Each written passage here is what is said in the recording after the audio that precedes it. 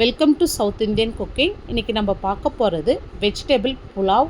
இந்த புலாவ் வந்து ரொம்ப டிஃப்ரெண்ட்டான மெத்தடில் நம்ம செய்ய போகிறோம். ஆனால் டேஸ்ட்டு பார்த்திங்கன்னா ரொம்ப சூப்பராக இருக்கும். இந்த மெத்தடில் வந்து கண்டிப்பாக நீங்கள் யாரும் செஞ்சுருக்க மாட்டீங்க. இப்போ வாங்க நம்ம வீடியோக்குள்ளே போகலாம். இப்போ இந்த டம்ளரில் நான் 2 டம்ளர் வந்து சோனா மசூரி அரிசி எடுத்திருக்கேன். உங்களுக்கு எந்த அரிசி விருப்பமோ நீங்கள் அந்த அரிசி எடுத்துக்கலாங்க. இப்போ நான் வந்து 2 டம்ளர் எடுத்திருக்கேன். இது 1 டம்ளர் வந்து 1/4 கிலோ, 2 டம்ளர் வந்து நான் 1/2 கிலோ அரிசி எடுத்திருக்கேன். இப்போ இதில் தண்ணி சேர்த்துட்டு நல்லா கழுவி எடுத்துங்க. இப்போ வந்து ஒரு 15லேருந்து 20 நிமிஷம் வந்து இந்த அரிசி ஊறினா போதும். ஏன்னா இது பச்சரிசி, இது ரொம்ப நேரம் ஊற வேணாங்க. நீங்கள் எடுக்கிற அரிசி பொறுத்து ஊற வச்சுங்க. இப்போ நான் ஒரு 1/4 மூடி தேங்காய் எடுத்திருக்கேன் பாருங்கள். இப்போ நீங்கள் வந்து பெரிய தேங்காய்னா 1/4 மூடி எடுத்தால் போதும். மீடியம் சைஸ் தேங்காய்னா 1/2 மூடி தேங்காய் எடுத்துங்க. இப்போ பாருங்கள், இது 1/2 கிலோ அரிசிக்கான அளவு தான் நான் சொல்கிறது. இப்போ இதில் வந்து 1/2 ஸ்பூன் சோம்பு, 1/2 ஸ்பூன் சீரகம் சேர்த்துருங்க. இப்போ இதோடு வந்து ஒரு 3 துண்டு பட்டை, 2 ஏலக்காய், 3 கிராம்பு சேர்த்துங்க.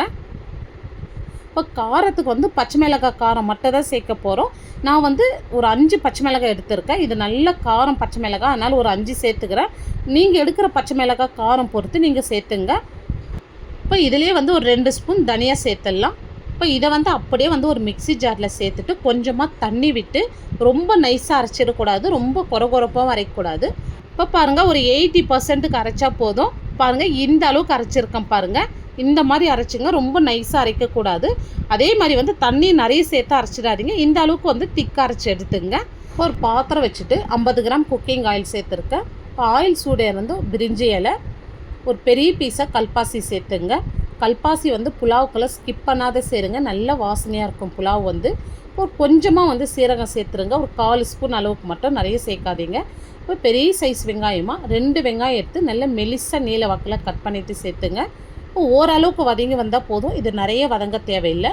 பாருங்கள், இந்த அளவுக்கு கலர் மாதிரி வதங்கி வந்திருக்கு. இப்போ இதில் வந்து நம்ம இஞ்சி பூண்டு விழுது சேர்த்துடலாம். இப்போ 1/2 கிலோ அரிசிக்கு வந்து நான் ஒரு 3.5 ஸ்பூன் வந்து இஞ்சி பூண்டு விழுது சேர்த்துக்கிறேன். இப்போ இஞ்சி பூண்டு நான் சம அளவு எடுத்து அரைச்சதுலேருந்து 3.5 ஸ்பூன் சேர்த்துருக்கேன். இப்போ இது நல்லா ராஸ்மல் போகிற வரைக்கும் நல்லா வதக்கி விட்டுங்க. இப்போ ஒரு கை நிறைய புதினா சேர்த்துட்டு நல்லா வதக்கி விடுங்க. இது நல்லா சுருண்டு வதங்கி வரட்டும். இப்போ பாருங்கள், நான் வெஜிடபிள் கட் பண்ணி வச்சுருக்கேன். பீன்ஸ், கேரட், நூக்கல் கட் பண்ணி வச்சுருக்கேன். நூக்கல் சேர்க்குறேன்னு நினைக்காதீங்க, ரொம்ப சூப்பராக இருக்கும். இப்போ நம்ம செய்ய போகிற மெத்தடில் வந்து நூக்கல் சேர்த்து செஞ்சோம்னா ரொம்பவே அருமையாக இருக்குங்க. இப்போ நம்ம சேர்த்துருக்கிற வெஜிடபிள் எல்லாம் இஞ்சி பூண்டு பேஸ்ட்டோடு சேர்ந்து நல்லா வதங்கி வரட்டும். இப்போ ஒரு பெரிய தக்காளி மெலிசாக கட் பண்ணி வச்சுருக்கேன், அதையும் இதோடு சேர்த்துடலாம். நீங்கள் மீடியம் சைஸ் தக்காளி எடுத்திங்கன்னா 2 தக்காளி எடுத்துங்க. இப்போ வெஜிடபிளுக்கு தேவையான அளவு உப்பு சேர்த்துட்டு நல்லா வதக்கி விடுங்க.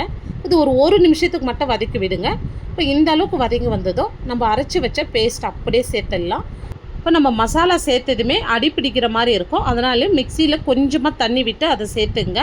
இப்போ நம்ம எல்லாமே ராவாக அரைச்சி சேர்த்துருக்கோம், அதனால் ஒரு 3லேருந்து 4 நிமிஷத்துக்கு மீடியம் ஃப்ளேம்லேயே இது நல்லா குக் ஆகட்டும். இப்போ இதோட வந்து 1 ஸ்பூன் கசூரி மேத்தி சேர்த்துடலாம். இந்த கசூரி மேத்தி சேர்க்கறதுனால இந்த புலாவ் வந்து நல்ல வாசனையாக இருக்கும். ஸ்கிப் பண்ணாத நீங்கள் சேர்த்து செஞ்சு பாருங்கள். இப்போ மசாலா பாருங்கள், நல்லா வதங்கி வந்திருக்கு. நல்லா இப்போ நம்ம பச்சை வாசனை போயிட்டு நல்லா வதங்கி வந்திருக்கு பாருங்கள். இப்போ உங்களுக்கு மசாலா பார்க்க சொல்லவே தெரியும், இந்த அளவுக்கு நல்லா வதங்கி வந்ததும் இப்போ இதில் வந்து நம்ம தண்ணி சேர்த்துக்கலாம். இப்போ 1 டம்ளருக்கு வந்து 1.5 டம்ளர் தண்ணி, 2 டம்ளர் அரிசிக்கு வந்து நான் 3 டம்ளர் தண்ணி சேர்த்துக்கிறேன். இப்போ தண்ணி சேர்த்துட்டு வந்து உப்பு செக் பண்ணிங்க. இப்போ எனக்கு வந்து உப்பு கொஞ்சம் கம்மியாக இருக்குது, நான் உப்பு சேர்த்துக்கிறேன். இப்போ இது லைட்டாக கொதி வரட்டும். இப்போ பாருங்கள், இந்த அளவுக்கு கொதி வந்தால் போதும், நிறைய கொதிக்க வேணாம். இப்போ நம்ம அரிசி சேர்த்துடலாம். இப்போ 20 நிமிஷமாக ஊறி இந்த அரிசி தண்ணி வடிச்சிட்டு எடுத்து வச்சுருக்கேன். இப்போ அரிசி அப்படியே சேர்த்துடலாம். இப்போ அரிசி தண்ணி வந்து லெவலாக வரட்டும். மீடியம் ஃப்ளேம்லேயே தட்டு போட்டு மூடி விடுங்க. சென்டரில் வந்து மிக்ஸ் பண்ணி கொடுங்க.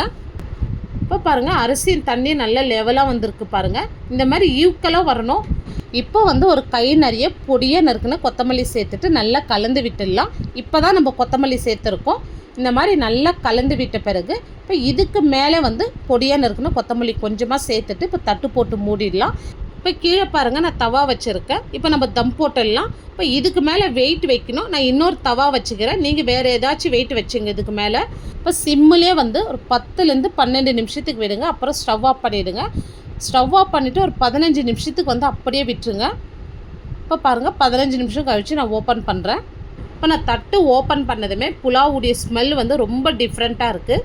சாதம் பாருங்கள் குழையாத நல்லா உதிரி உதிரியாக வந்திருக்கு. ஏன்னா நம்ம தண்ணி உடைய அளவு வந்து கரெக்டாக வச்சுருக்கோம். அரிசிக்கு தகுந்த மாதிரி நம்ம தண்ணி வச்சோம்னா கரெக்டாக இருக்கும்.